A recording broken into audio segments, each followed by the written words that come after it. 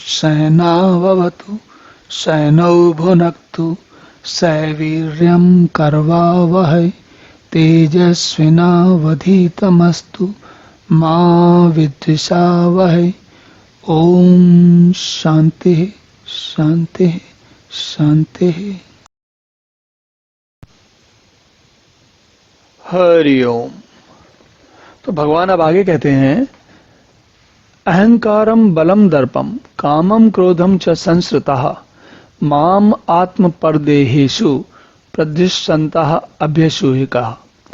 भगवान कहते हैं वे अहंकार, बल, बलम घमंड, दर्प, कामम कामना और क्रोध आदि के द्वारा के परायण और दूसरों की निंदा करने वाले पुरुष अपने और दूसरों के शरीर में स्थित मुझ अंतर्यामी से द्वेष करने वाले होते हैं। ये वाला श्लोक एक अलग ही बात कह रहा है। देखिए क्या होता है कि जब व्यक्ति को, जैसे आसुरी संपदा से प्रभावित है, उसके अंदर अहंकार, बल मेरे अंदर बल है, यह भाव, जिसको आजकल हम लोग क्या कहते हैं, जो बल वाला भाव होता है उसको हम कहते हैं जो बाहुबली, जिनको हम कहते हैं बाहुबली। तो अहंकारी, बाहुबली, घमंड जिनको है कि हमसे बड़ा तो कोई अच्छा आईएएस ऑफिसर है ही नहीं, हमसे बड़ा तो कोई बड़ा धनी कोई है ही नहीं, हमसे बड़ा तो कोई नेता है ही नहीं, हमसे बड़ा तो कोई इंडस्ट्रियलिस्ट जो व्यापारी है ही नहीं।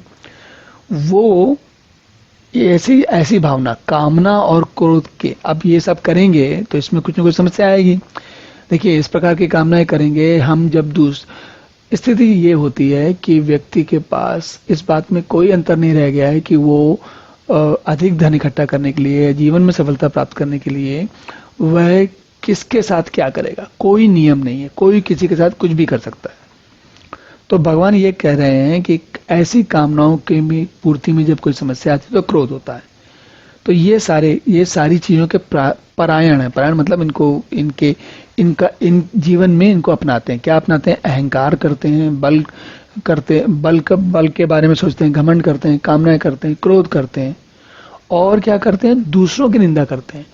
और उससे ज्यादा मजेदार बात क्या है, दूसरों की निंदा तो कर ही रहे हैं, साथ ही साथ दूसरों के शरीर में और लोगों के शरीर में, जैसे मेरे अंदर अपना अंतर्यामी है, ऐसे ही जो मेरे सामने व्यक्ति है, दूसरा कोई मनुष्य है, उसके अंदर भी अपना अंतर्यामी है। तो हम जो है न केवल उस व्यक्ति से द्वेष करते हैं, बल्कि हम उस व्यक्ति के अंदर जो वही अंतर्यामी जो हमारे अंदर, वही सामने वाले व्यक्ति के अंदर है। अंतर्यामी में कोई दो में अंतर नहीं है।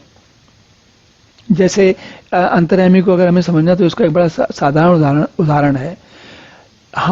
मैं और दो स्वस्थ व्यक्तियों के बीच में, दोनों के पास दो आंखें, दो कान, नाक, हाथ पैर, तन, पेट इत्यादि, सिर और ये सब कुछ, बुद्धि, सब कुछ है, दोनों के पास है।